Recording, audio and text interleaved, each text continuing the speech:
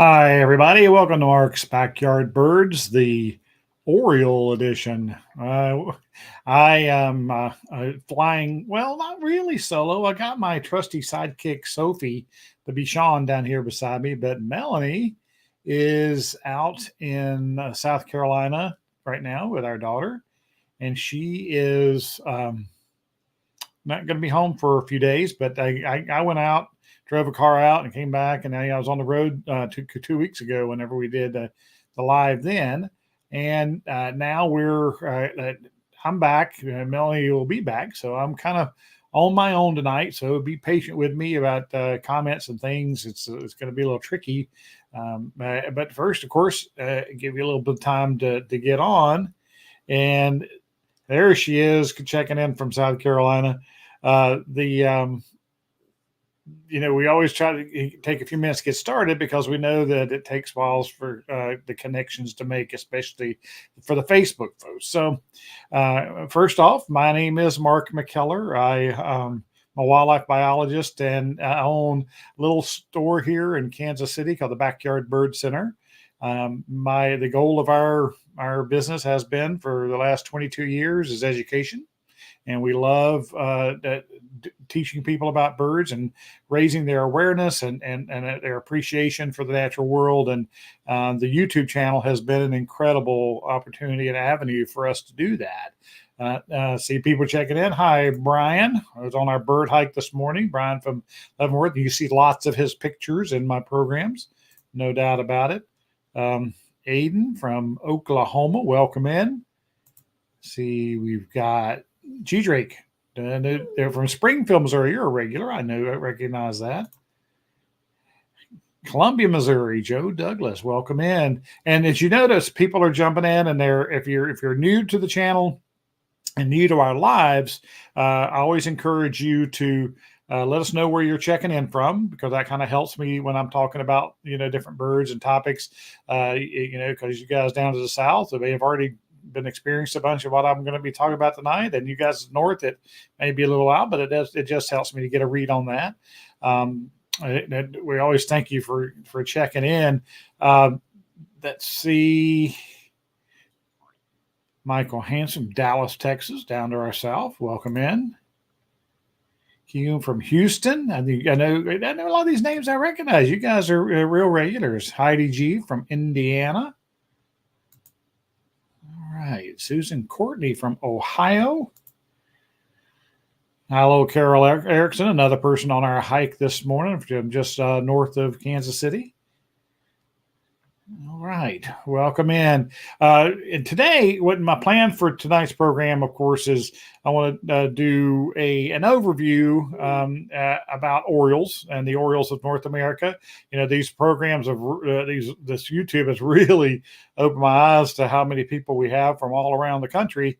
And I try to address, not just the birds we have here in Kansas City, but tonight we're going to talk about pretty much all the Orioles that occur in North America. Now, some of them I'm not going to spend hardly any time on because they're quite uncommon and very limited in range. But the more common ones we're going to try to talk about and talk about the history and kind of the current situation. And of course, we're going to talk about attracting them and feeding them. And of course, we want your updates. If you guys are seeing any, I know you guys down to the south probably already have sightings. I think Steve in Alabama has already had some Oriole sightings. So if people are asking, they expect them to show up any day, but they're still coming north, and they will be for a while. Hi, Steve from Northeast Illinois. Ottawa, Illinois. Regina, welcome in. Had two gobblers walk out in front of me. Aiden's hit for 50 yards a couple of hours ago when I was out at my property. We were on a bird hike at a place this morning where we generally get turkeys, and I was shocked after we left. I thought, wait a minute, we didn't hear a turkey today, and they're usually gobbling when we're out there this time of year. So missed them out, didn't hearing one out there today. Tasha from Woodstock, Georgia, welcome in. Hi, Sandy Dion from Kankakee, Illinois. Has been sending me. She's a really, really regular participant, and I really appreciate it on the Mark's community page, Mark's Backyard Bird community page. And Melanie, you might want to post that. Sandy posts great pictures on there consistently for us. Bobby from Colorado Springs, another really good photographer who sends me pictures now and again.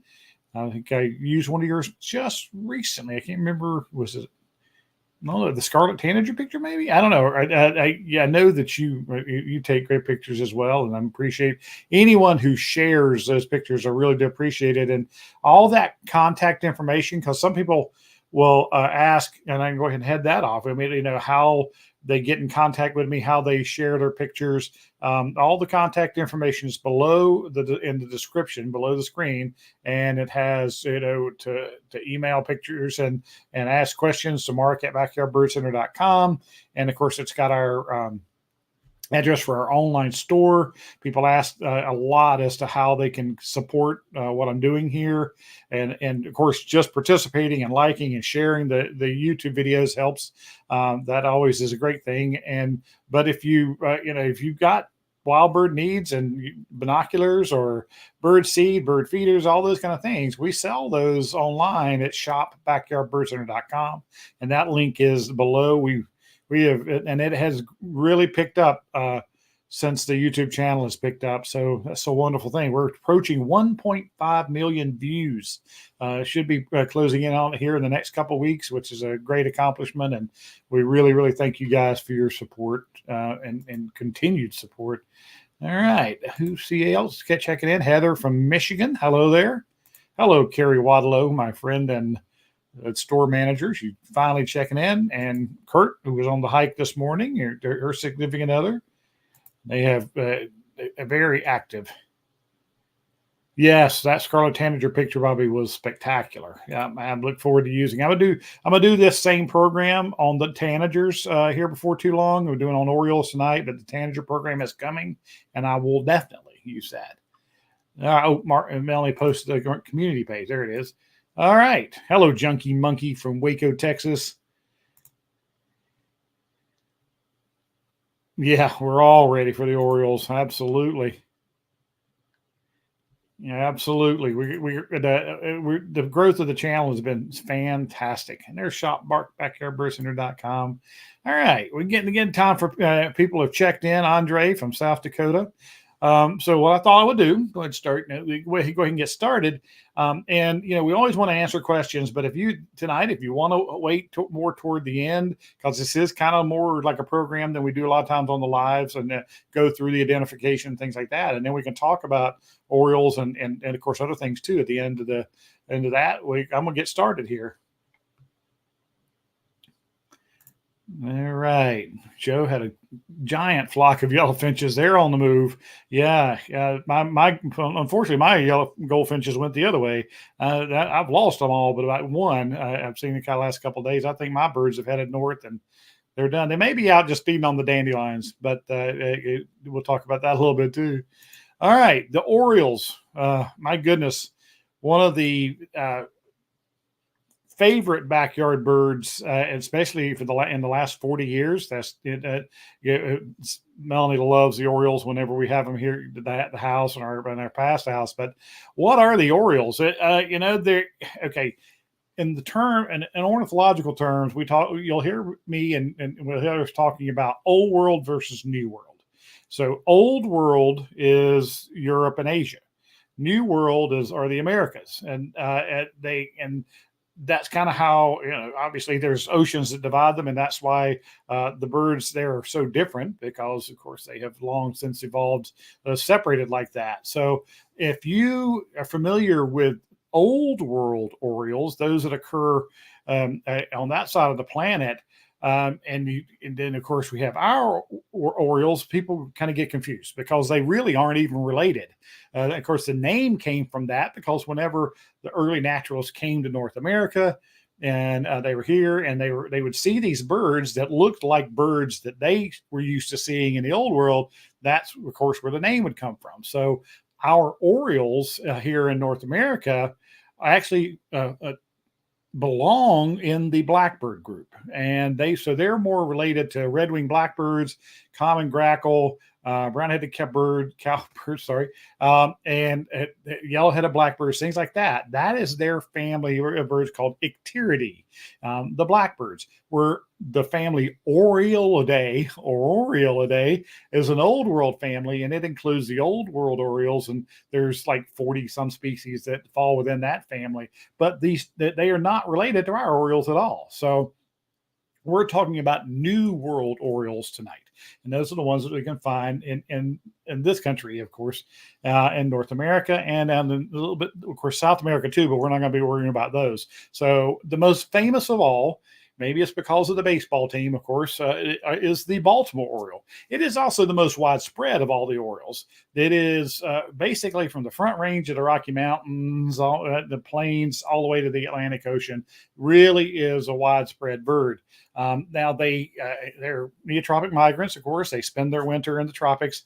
I know a few may overwinter in the Gulf states and down in Florida. It's possible, but they do mostly spend their winter in a lot. Those shade-grown coffee plantations are really, really important to Baltimore Orioles on their wintering grounds. I've seen Baltimore Orioles down in the Yucatan Peninsula and areas like that in the late winter, early spring, and they're very, very beautiful birds no matter where you see them. They are similar to the old world Orioles in that their diet, their size, their shape are all very similar. But one of the things that's really different, of course, is that bill structure. And that's where I always usually compare them to blackbirds, especially the red-winged blackbirds. And their bills are very, very similar structurally to that group, so that you can see how they're related. But you can't mistake as blaze orange and blackbird. Whenever the feeding of them began more kind of by accident. We were feeding hummingbirds. We've been feeding hummingbirds forever, and then all of a sudden these large black and orange birds start landing on hummingbird feeders and start drinking the sugar water. And of course, people are like blown away by this, how beautiful they are. And so they started devising ways to feed them and attract them. So they have really just exploded in popularity as a backyard bird for feeding purposes in the last really 40 years, 30 years. And it's amazing because a lot of us only get to have them for a couple of weeks, but we buy Oriole feeders and we buy our grape jelly and oranges and put them out for them. And they absolutely love it. And they entertain us. And if we're lucky, they'll stick around and they'll nest nearby and you get to see them longer. But they're a bird that really in our part of the world are a pretty short window of time. They come in mid-April. They get on their nesting habitats and they raise one brood of young, and they're out of here in our area, the Kansas City area. They're out of here by mid-July. And some of the younger birds, the ones that hatch this year, will linger a bit longer, but really those adults are in and out. And even the next one is even shorter than that. So this is the male Baltimore Oriole, like I said, unmistakable.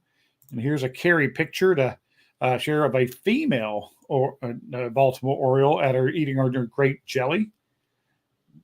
And they are,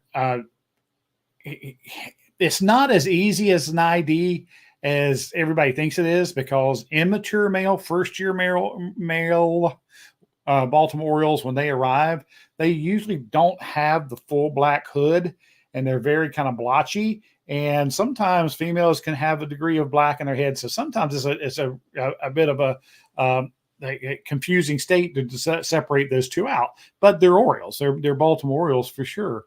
And let's see.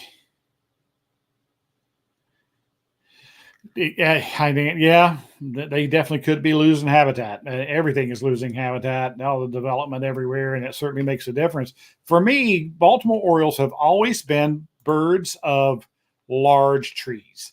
And so along river areas, riparian areas, big cottonwoods and big sycamores, old trees in a well-established neighborhoods have them. They like older trees. They're not a bird of young timber. And so whenever areas are cut and it takes many, many years for the trees to grow back, it takes a long, long time to get for them to have that habitat back again. Now, I hid the comments because it was blocking the way of the nest. And one of the most unique things, the most identifiable things with Orioles, of course, are their sock nest. Amazing how they weave these nests, these baskets, and they usually hang from right at the end of a limb. And of course, that's to discourage predators. For a raccoon to crawl out there onto that thinner part of the limb, and then it starts to sag with them and trying to get down to the nest, it makes it very challenging. And a lot of times those nests are pretty well concealed by lots of leaves. I remember my daughter, when she was in college at Kansas State University over in Manhattan, a rental house that she was in, we were moving furniture, and I just happened to catch this Baltimore Oriole sneaking around the tree up there, and I found the nest, and it was almost hanging right over her sidewalk. But it was really well concealed by a lot of leaves. But it was really cool, the nesting right there in her front yard. So, and another thing you might notice by this picture is look how light orange this male is, and they can vary a lot. This again here, the first one I showed, put him back on the screen. You can really, I mean, they can be luminescent orange all the way to light pale like this one in the nest here. So the males and females, what do we call that whenever you can tell them apart? Anyone? Sexual dimorphism, like cardinals. Well, Orioles are most Orioles are like that, but not all of them. So this is by far, like I said, the most famous of the Orioles, especially in our part of the world and east. But then for you guys out west, you get to see this guy. This is the Bullock's Oriole, and depending upon how old your field guide is, you may not even see the name Baltimore and Bullock's in it. So because they at one time they were lumped together into one species, they were known as Northern Orioles, and so they did not have their east and west identities back then, and they will interbreed, especially like in western Kansas and with the front range of the Rockies down into the plains where the Baltimores stretch west. They said that whenever they overlap, the Bullocks and Baltimores will interbreed. So that's why they joined them. But enough DNA research was able to be done and found out that they are definitely distinct species. The Bullock's Orioles are just absolutely gorgeous. So you guys out west are lucky enough to see them. And I actually think, from the ones that I have seen over the years when traveling out west and birding out west, is I think the Bullocks are actually a brighter orange than our Baltimores. It is a deep, beautiful orange. And look how huge that white wing patch is compared to the Baltimore, and which has a pretty small white wing patch. And this guy has a huge one. And of course, they don't have the solid black head like that. They both have the black backs, and they're gorgeous. And they are very much habits are the same. They are attracted to citrus and grape jelly and nectar and sugar water and drinking things like that. So their behavior and their sizes are very similar as well. Maybe the Bullocks may be a bit huskier for sure. So the Bullock's Oriole in the west, the Baltimore in the east, and you put them together, and this pretty much covers the U.S. between those two. So, but the next most common of the Orioles that we get to see is the Orchard Oriole.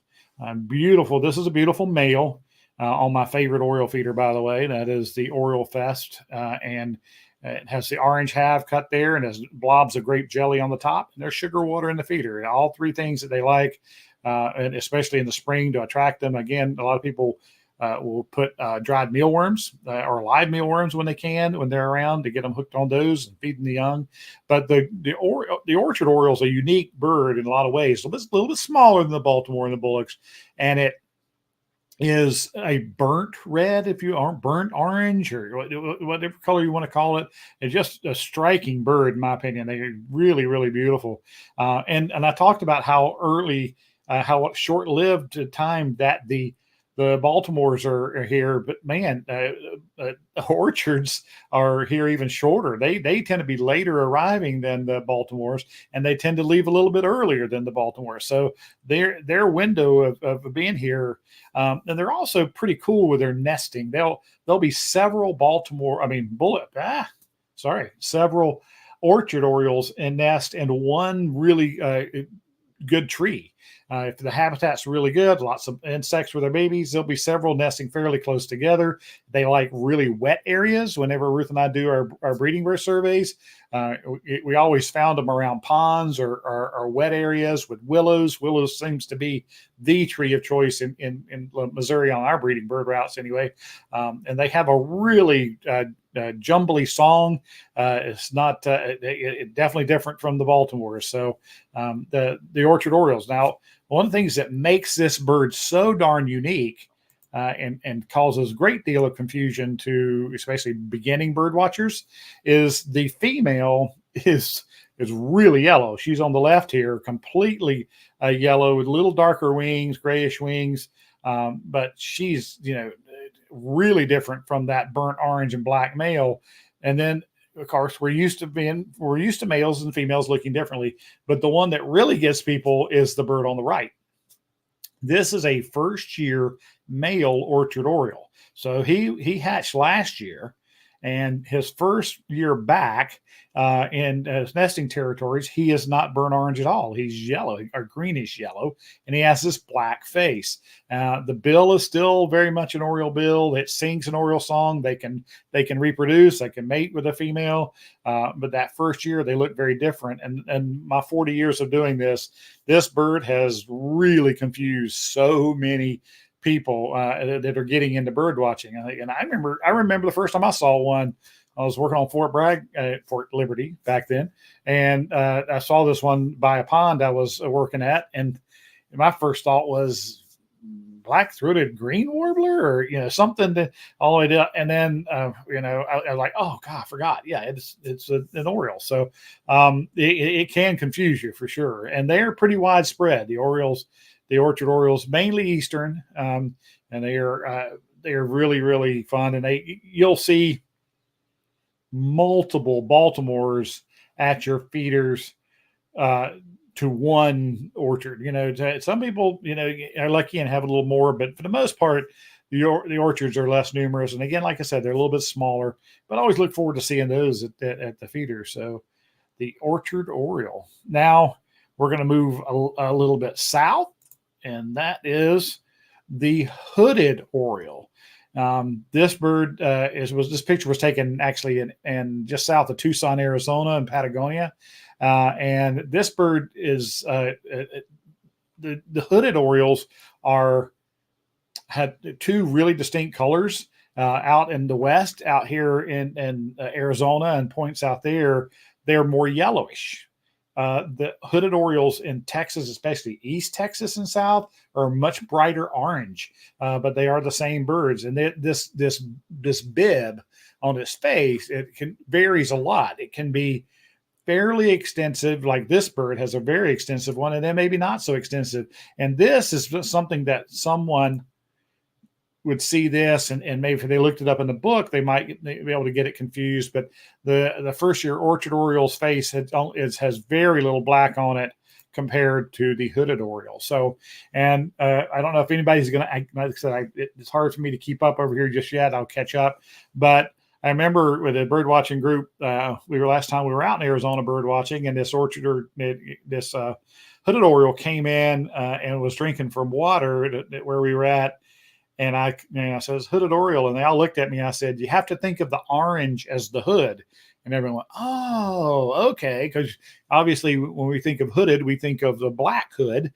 But this bird, the name comes, you have to think of it as the orange as being the hood, and the face and the neck being black. So this is a Hooded Oriole. This is a bird that every year, Mark Robbins is a curator of birds over at the KU Museum, or just retired curator of birds at the KU Museum. He always reminds me to ask people to be on the lookout for this bird in the Kansas City area, because we're long overdue for seeing the Hooded Orioles in the Kansas City area. I think maybe we had one 2 years ago.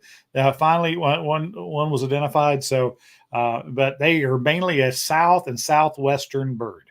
So you guys, Texas, Arizona, New Mexico, and over that way, you guys even up a little bit further north than that. This is a bird that you probably can get at your Oriole feeders and your hummingbird feeders. Look at the length of the bill on that bird. He has that's a pretty sizable Oriole bill for sure. Beautiful. They are striking. And another southern bird. What is this crap going on here?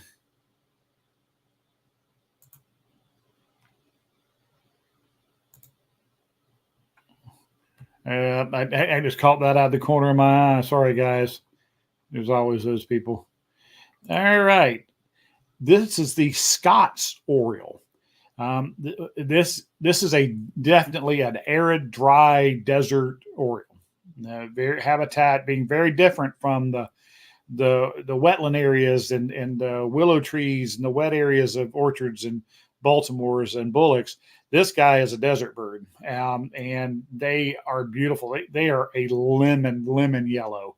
And we've had one the last 2 winters here in the South Kansas City area, which is really, I think, maybe the first 2 state records. The first state record, the same bird. Beautiful black hood, bright yellow. And it's been first it was eating peanuts from a peanut feeder, and then this year, and then I saw a video from the homeowner the other day. It's found the mealworms, and it is just consuming the mealworms. So he's still hanging around, but it did leave, and I don't know if it went and nested in Texas or somewhere last year, but it was back again this year. Beautiful, stunning bird, and hopefully you guys get a chance to see that in the Southwest. And if you live in dry country, that's a definite bird that's a reward for living in that part of the world, because Scott's Orioles are really beautiful. I mean, the first one I ever saw was in Arizona many years ago maybe at the Sonoran Desert Museum. I think it was out in the Cactus Garden, and just was blown away by it when I got to see that. So let's see, where are we going to? The two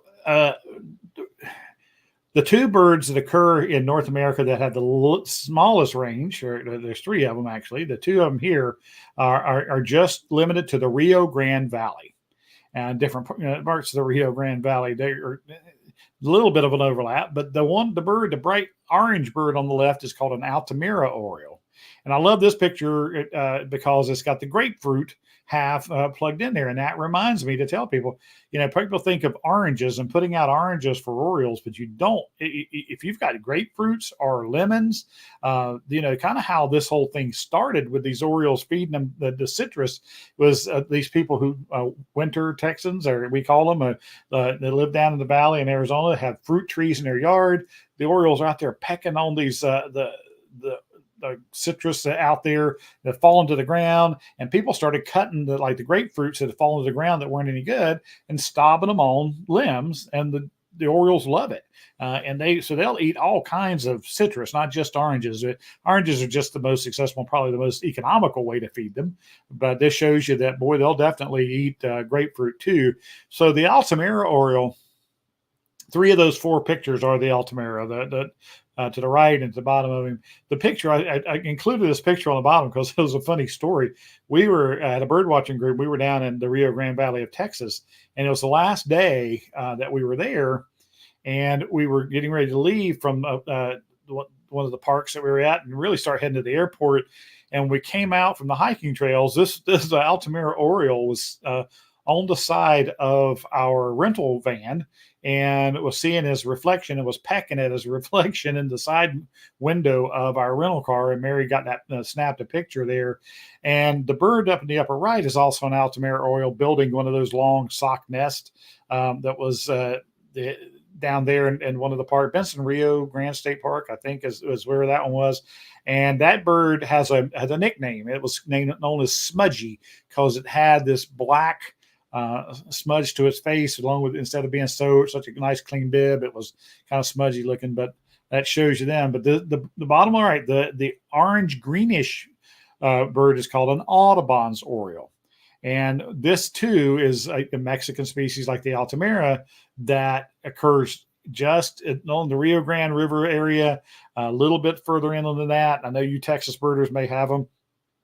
And they tell me Audubon's Orioles will come to feeders, and they'll feed at feeders. And of course, it's limited range where they are, so you're lucky if you actually get to live down there and get them coming. But one of the things about the Audubon's Oriole, it is the only truly hooded Oriole that we have, meaning the hood is completely black. all the way around his head, and the back is black. The back is greenish colored. So whereas Baltimore and Orchard Orioles have black heads, they have black down their back, so they don't have that hooded look. Whereas this guy does, and he's got a big bill. The males and females singing back and forth to each other, and this is a good, and it's a big bird. The first time I ever saw one was in Salanino, Texas, right on the Rio Grande River, and they are pretty secretive. They kind of skulk around in the thicker bush, whereas you hear them singing, and luckily they'll pop out. You can see them. So the Altimira and the Audubon's Oriole, unless you live there, your chances of seeing them are not very good unless you do some traveling. I had Altimira Oriole on Cozumel Island when I was down there back on the cruise. So, and then here is one that is really limited in range too. This is the spot-breasted Oriole of southeastern Florida. This bird was introduced down there many years ago and has established a breeding population, and it's still going today. I saw one 3 or 4 years ago. I was down there. They are beautiful birds, and the males and females look alike, and had 2 orange flashes fly across and land in a tree close to me. But they do have varying degrees of black spots on the chest, as the name would suggest.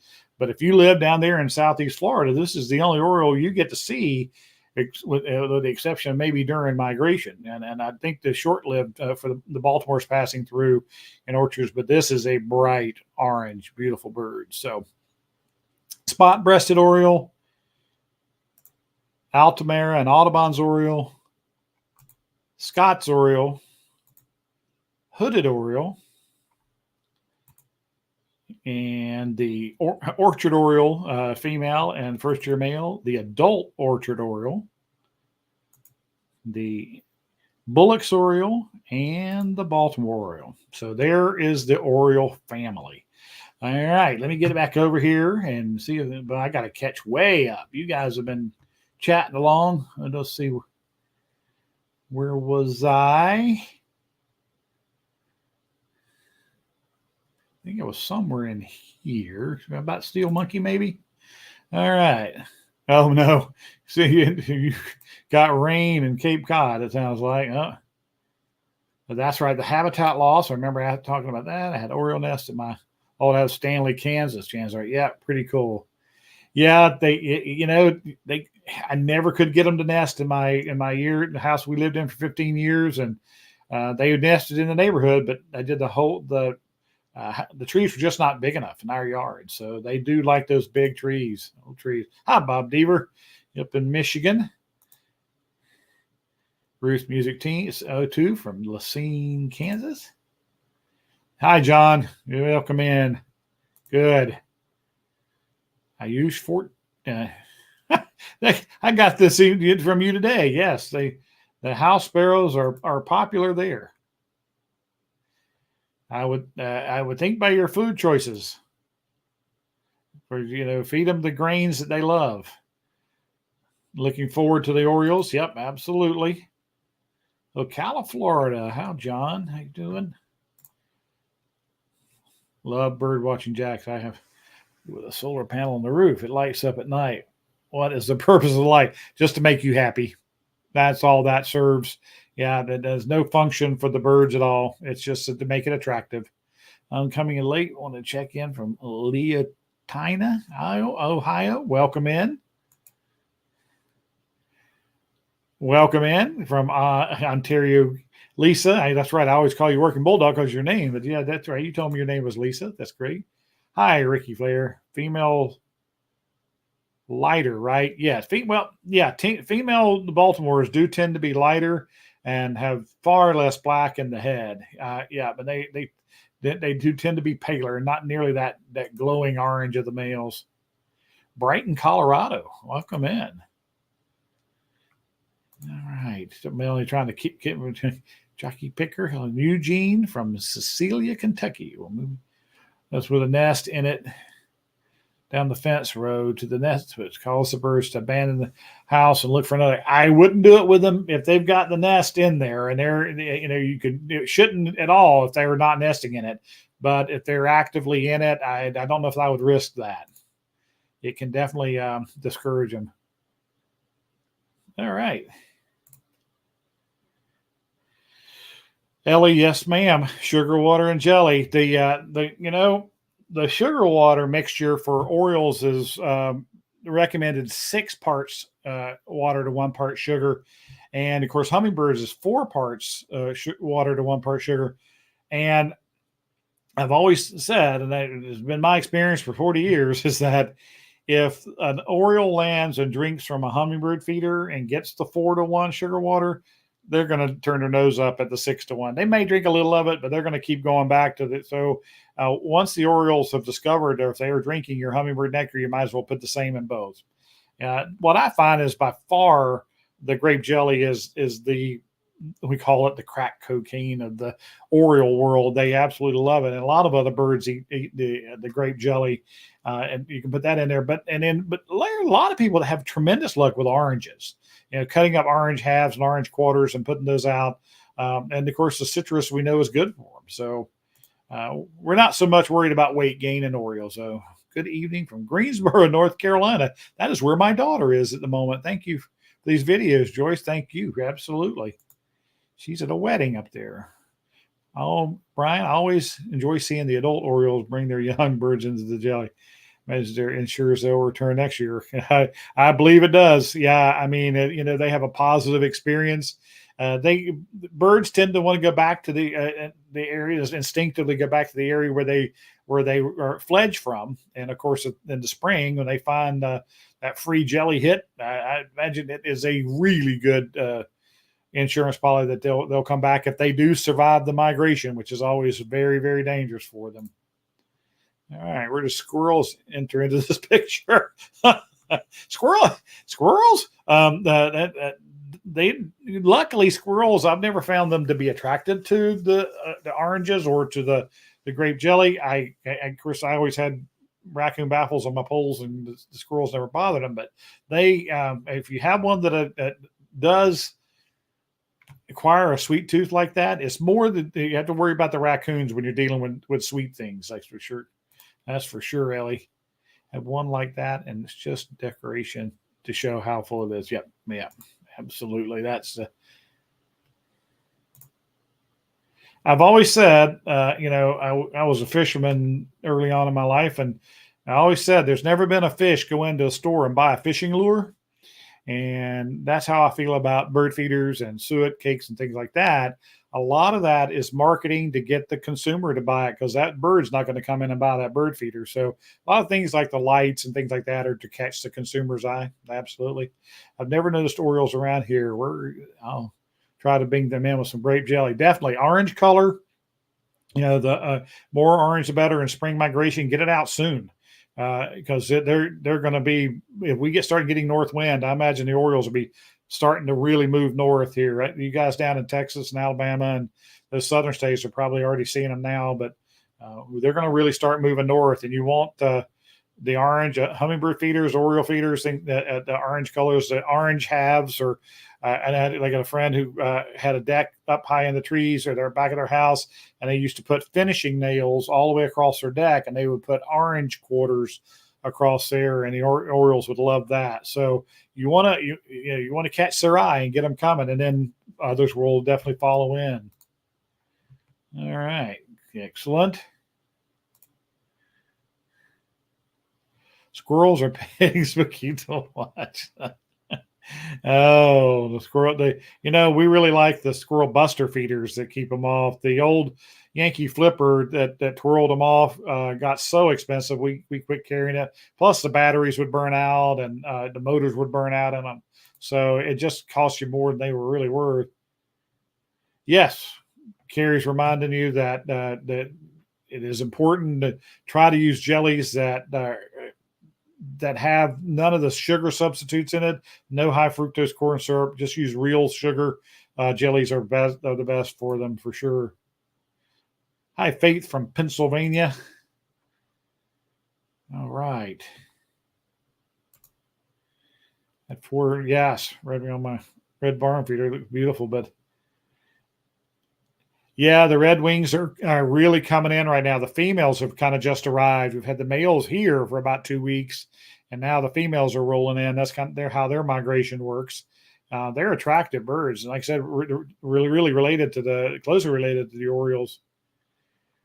Welch's natural shoot. That's right. Yep, absolutely. Yeah, we sell the birdberry jelly on the online store, and I ship it all over. It doesn't have any high fructose corn syrup in it, and I've got a customer in New York who buys 6, 8 of them at a time that we ship to out there. We recommend it for sure. All right. Hello, Morgan. You're out back from your wedding, and there she is, Ryan Weaver, joining from Massachusetts. Welcome in, Ryan. Oh, definitely. Yep. I tend to forget to do it. If you would, please subscribe and give us a thumbs up. Share these videos, if you will, people you know that are interested. It really helps the channel grow, and really appreciate you sharing it out. Hi, Kayla from Clemson, South Carolina. I know where you are. Absolutely. Did you know that the football game every year between NC State and Clemson is known as the Textile Bowl? Because we were the two big textile schools. So, Joe, is it too late to put out wren house? No, absolutely not. Now we're talking about house wren houses. The house wrens are not here yet. They'll starting to move in probably toward maybe in another week or two, depending on wind direction. They come in about the third week of April typically. So you definitely have time to get your house wren houses out and add additional ones. Remember, house wrens, males love to show females multiple nesting opportunities for sure. All right, let's see. Here's Morgan. That's where it's late from Greenwood, Indiana. Hope everyone's doing well. Welcome in. Hi from New York. Is your experience, do Baltimore Orioles prefer to feed from feeders that are close to other feeders or spaced apart? When I've seen them at my house, I've seen more. When they at first, if you've never attracted them, maybe putting them a little bit apart may help a little. But boy, once they discover it, they feed right among all the other birds. If you see my videos of my old feeder setup, and you can look it up on, do a channel search on Mark's Backyard Birds, and I think there's one peaceful springtime feeders or something I called it, when I just videoed the feeders in the backyard, and the Orioles are coming and going right among all the birds, the woodpeckers and the rose-breasted grosbeaks, everything in the spring. So yeah, maybe at first a little timid, but after that they just jump right in with everybody else. Can I skip this question? How do you keep bees from Oriole feeders? Well, you can't from jelly, and you can't from oranges. Usually, then the oranges aren't the problem. That Oriole Fest, the feeder that I showed, this guy here, this company actually makes bee ports. The bee that fit on the inside of the feeder when they get to the nectar. So bees can be discouraged from the nectar feeders, the sugar water feeders, but when it comes to the open jelly, you just can't keep the bees off of them. Luckily for most of us, bees don't become a problem until late summer when the Orioles have already left. Bees are usually not numerous enough in the spring to be a real problem with Oriole feeders. Now, it just depends on where you live and if you got a hive nearby, but for the most part, it's a tough thing because the jelly is just so open for them. Been told tree swallows nesting in my area around mid-May. Yep, is this true? And if so, how before you should put it out? Tree swallows are gorgeous, and yes, they will. I don't want to guard them from the house sparrows any longer. Yeah, the tree swallows and bluebirds get along just fine. You can have their two boxes fairly close together, two different food sources. They don't compete and they don't worry about each other. So they can be in two different bluebird boxes. I know the tree swallow people say they want the houses to be more of 5x5 inside dimension rather than 4x4, like a lot of classic bluebird boxes are. So yes, just make sure tree swallow boxes are in the wide open. I mean, they're not, and all their name is tree swallow, and they'll nest in woodpecker holes and old dead timber but for the most part, but they like their nest boxes out in the wide open country. So, yeah, and I would get them out very soon. Any longer than I have to. All right. We had a bald eagle visit our pond today. It caught a catfish. It's great. It carried off and eating it as it. I assume it has an escalator there. I'm telling you, up in Holt, yeah, the bluebird. I mean, bald eagle's nests are so numerous now. They have really done a fantastic job getting those populations back, and they're nesting all over us. I bet you do have one close by. Sandy, it really, any year it can be one before the other. I've been doing this for 40 years. I've seen hummingbirds beat Orioles in. I've seen Orioles beat hummingbirds in. Classically, the hummingbirds would be a little bit earlier, but I'm telling you, it's a really hard call. So we just tell people for Kansas City, tax day, and make sure you get your feeders up. Don't put very much in them, and be ready for them. If for your Orioles, if you just want to put out a couple of orange halves, something to catch their attention before you put jelly out. But a lot of birds eat the jelly. The house finches especially love it. I've seen cardinals eat it. We have a whole list of birds that we've documented on grape jelly now, and so a lot of birds will eat it whenever you put it out there. Well, hello, Mario. We had some snow, 12 inches. Yeah, this is quite a bit different conversation than the Orioles up there. But with that kind of cold weather, you're dead in the winter there. Wow. Yeah, you guys are gonna be digging out from that, and your juncos and your winter birds are appreciating the seeds you're putting out. Sorry, put out the next boxes, meaning I'm sorry, now I've kind of lost that. Out the nest boxes. I think what you're asking is the putting out an additional nest box. I know you're right. I mean, the house sparrows are going to attack it as soon as you put it out. So when you're ready, it's going to be a hard battle. But if you want to wait on those tree swallows, we're starting to see tree swallows around lakes right now. It's still pretty early, but they're going to start coming in over the next 3 weeks in our area. So it may be a little bit later for you, but I don't know. If you want to have the nest cavities up, ready for them to check it out, I would put them out pretty quickly, and because you never know when's going to come in. Excellent, Aiden. The Oriole feeders, I'm telling you, they are fun and they are worth the show. They just, even if you only have them for a couple of weeks, it's worth it. Absolutely. Hello, Outdoor Time from Arkansas.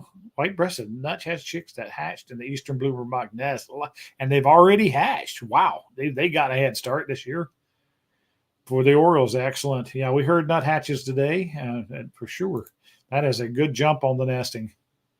The UP of Michigan, Orioles can take their time coming up. They just had 16 inches of snow. Woo! Yes, that's that's why we talk about they that kind of thing can happen so easily, and that's why people think, well, it gets warm here, they're going to come up here. They don't know. They have to time it by day length, and if they they may get back and there may be snow on the ground, but if they've timed it right by day length, then there shouldn't be that great of a chance of it. If they were to judge it by it's nice and warm in Texas and they're going to fly all the way up there, then their chances of running into that is terrible. That's why they have to be smart and do what their instincts tell them and get there when the weather is probably safe to be good. So put a couple of orange combs out near my feeder to catch the eyes of the Orioles. That's Western tanagers. Yep. Had a good number of them last year. One of the things that we used to recommend is cutting strips of orange ribbon and dangle that and let it blow from the bottom of your Oriole feeder and let it dangle below it. Helps catch their eyes. And of course, we've always talked about the Christmas bow trick, where you put up some orange Christmas bows around your feeder just to catch their attention. Orange rain hoods are all good at that color zeroing in on them. So, hi, Linda from Wisconsin. Oh yeah, yeah. The Red Wings up there. They were, like I said, been here about 2 or 3 weeks. So that's the right time for them to be arriving there. And they do. They when they first get back and they're hungry and it's cold, they can bully because there can be so many of them. And people think, when they only see one or two red winged blackbirds, they go, "Oh, but they're beautiful." Yes, but one or two's nice. 50s can be a real problem deal for the other birds. Let's see, Heidi. Mark, I'm going to try some grapefruit this year. I usually use oranges. Lucky to have Orchard Orioles along with Baltimore's. Excellent. Yeah, like I said, if you're a grapefruit person or you can get those cheap, I would definitely give it a try. Hi, Ryan. Have you ever seen Orioles enter a cage feeder? I haven't, but I haven't ever tried it. If the cage feeders were to keep out the raccoons, especially, it might be worth a try. But again, they've been feeding from feeders long enough. They may actually be able to go in. I know they'll fit, but I don't know. Again, getting them to figure that out is the trick. Oh, definitely. Mealworms, the bluebirds, excellent. And a lot of people, again, thanks, Ryan, for reminding me of this. And that is once the Orioles have been feeding and they start the nesting process, they're going to eat less of the jelly. They've got to get insects and they got to feed it to their babies. And of course, they're eating insects themselves. That's when a lot of people will quit feeding the jelly or feed very much less of it and fill those other dishes that they have with mealworms. Live mealworms is better, but dried mealworms as well. And they'll eat those and they'll take those to the babies, and it may help you encourage them to nest where you are. And certainly it's better for them. They're definitely a great nutritional hit for them, those live mealworms. I'm preparing my little feeders and getting ready for them to my mother nature side of it. Absolutely. Yeah. I up that kind of weather. Yeah, they would be in trouble. One year in Kansas City, we had what we called the Easter freeze. And we had, was it 11, 12 days in a row of below freezing temperatures, even below in the teens and single digits, and the spring, and everything was budding out and blooming, and it just wiped out everything. I mean, it killed all the buds. It killed the insects were knocked way back right when the Orioles were getting here and the rose-breasted grosbeaks were getting here, migration, and they had nothing to eat. I mean, they use they'll eat those tree buds or nibble and the flower blossoms and things like that. Well, that year there was unbelievable numbers of Orioles at feeders, and they were just consuming all the jelly and oranges that you could put out. I mean, there was just tons of them because they were so stressed because they ran into that untimely freezing temperatures in the area, and it really hurt their natural food sources. So feeders were just overwhelmed. About 3 weeks, and now the bird population make it different. Gone are the storms of the yellow rumble. Yeah, John, you're down in Florida, right? Yeah, the pine warblers, I bet. Yep, they've really thinned out. Those guys got to start all thinking insects and nesting and things so they'll move on. I bet they have moved on down there. You're so lucky to have those in the winter. Thank you. There's the Oriole Fest link Melanie just put up. My favorite Oriole feeder. I'm convinced that the Oriole Fest. And here's it in this picture over here to the right. Was the original Oriole feeder. That's the first Oriole feeder I was ever aware of that was a full built feeder just for Orioles. And I still think today it's the best all around Oriole feeder. Now, if you're only going to feed grape jelly, like Carrie has here in the dish, it holds a lot more. But the Oriole Fest is a great, especially if you're just learning to attract them. Giving them all three things: to give them the orange, the sugar water, and the jelly, and let them tell you what they want. Yep. Okay. I thought that was you where you were at down there, John. Had our first Bohemian waxwing last Monday. That is a beautiful bird, Mario. We don't ever get to see that down here. The Bohemian waxwings are larger, a little more colorful, different color combination, bigger crests and all than our cedar waxwings. Lucky. All right. I'm not going to try to answer that. May 5th, Ryan. That's good to know. I appreciate you telling me that. Has anybody seen any Orioles this year? You guys are on tonight. Let me know if you. When is the best time to put out owl or kestrel boxes? If you don't, be on that right now. Probably the last month would have been a better month to do those, but I'd go ahead and get them up now. See if you can't get a pair nesting in there. I know one of our guys, the bird height guys, has a kestrel nesting in his box there in Kansas City. So they're a lot of them have already started. Waxwing overrun by brown-headed cowbirds and European starlings. Also noticing house sparrows. What do you suggest? I have blue eggs and don't want them harmed. Are you talking about in your noticing house? When you're talking about discouraging those birds, I always recommend safflower. Safflower or NutriSaff is they don't like that. The cage feeders can be effective against the starlings, not against cowbirds. But cowbirds are natives, and I've got cowbirds in my backyard right now, and there's not anything I can do about it. But have you got bluebirds nesting now, Wax? I'm wondering if the house sparrows is always a battle, for your bluebird boxes for sure. When do Orioles actually leave? And Chicago Burbs, I only sometimes think. Okay, well, Jolie, what happens is the nesting birds for us, they're usually finished nesting and they've got their babies raised by like early July. And by mid-July, the adult males leave first. And then a little bit later, the adult females will leave in mid-July to getting to the later part of July. And then the young birds will hang on. So for up in Chicago, you're talking, a week, maybe two behind us. So just stretch that out. And then nobody sees the Orioles for, a month. And then people start calling the store saying, "Oh, my Orioles are back." No, those are northern birds that are passing through the area. Birds, Mario's birds up in Canada and Minnesota and things like that. Those birds are passing through much later, and we see those at feeders for people who left out their jelly and their oranges. They're passing through there. So, Ryan, Jolie, they switch to insects once they start nesting. Yep. Absolutely. They got to feed those babies insects. And of course they get more nutritional value out of the insects too. The jelly is just a hit.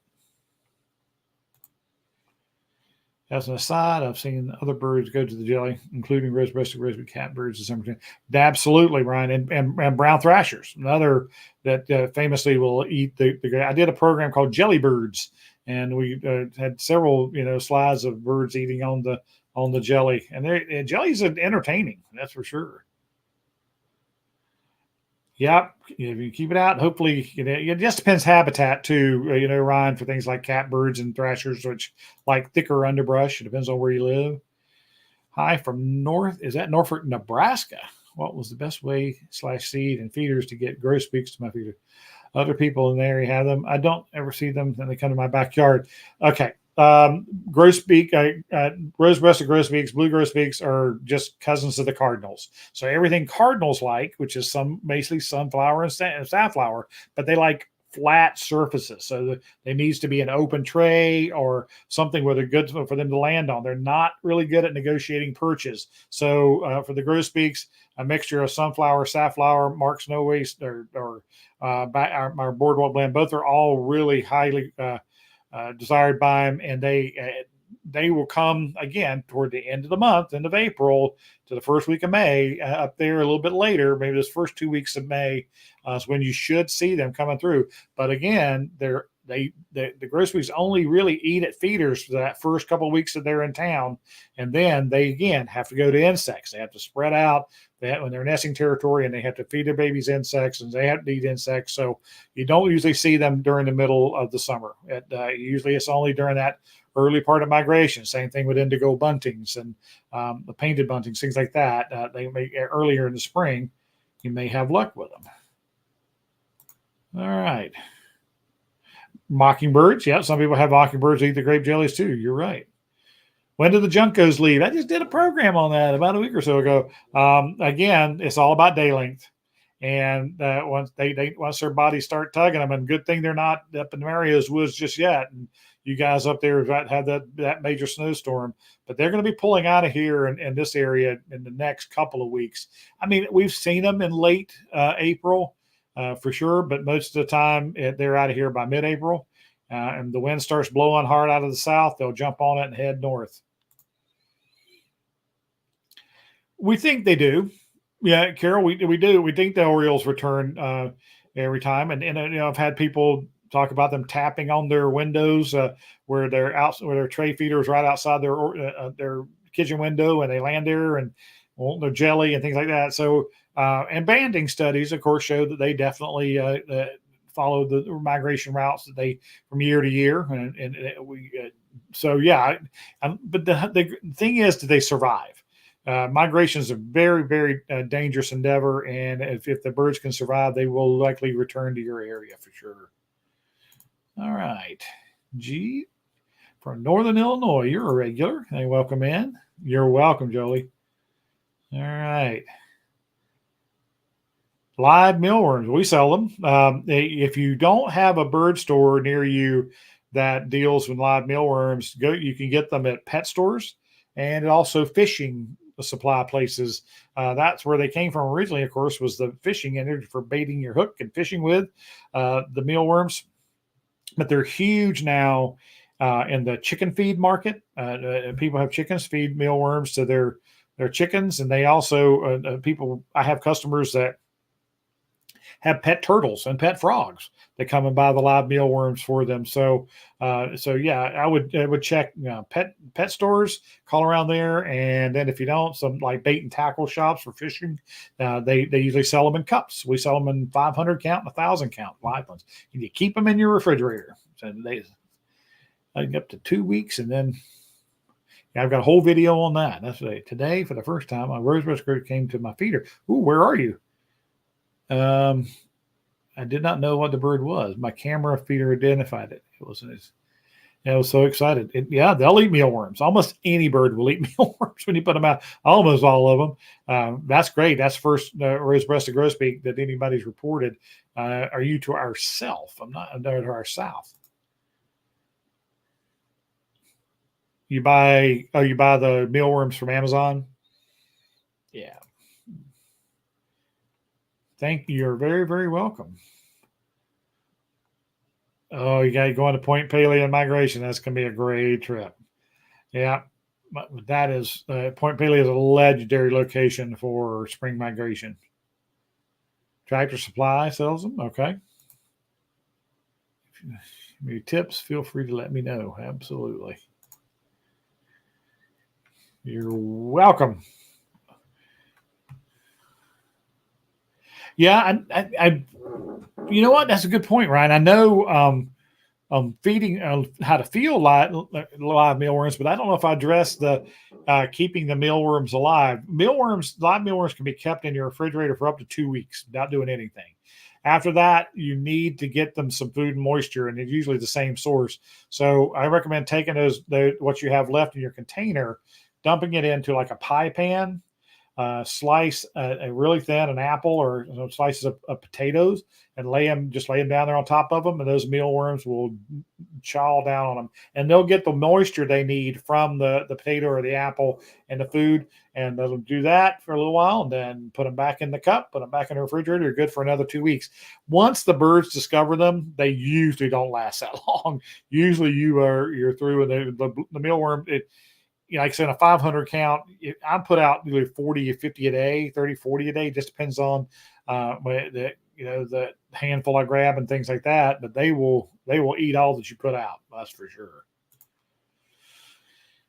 Largest nest of pine needles and sticks in my Hoosier. Huh. That's interesting. Maybe. Yeah, that's a good point. I don't know. That with the pine needles, that could be a lot of different animals. That's for sure. My guess is Eastern Phoebes would probably have to be trained with the live mealworms first. That's for sure. All right. Oh, you're in Georgia. Okay. All right, guys. I just looked at and I've been talking and talking and talking. You guys, thank you so much for the support and joining in. We'll be back on in a couple of weeks. Look for videos to come out every Monday and Thursday is when I tend to put the new videos out, and I really do appreciate the support. Like I said, the contact information is below. And give us a like, give us a share. Until then, let's come by and talk birds.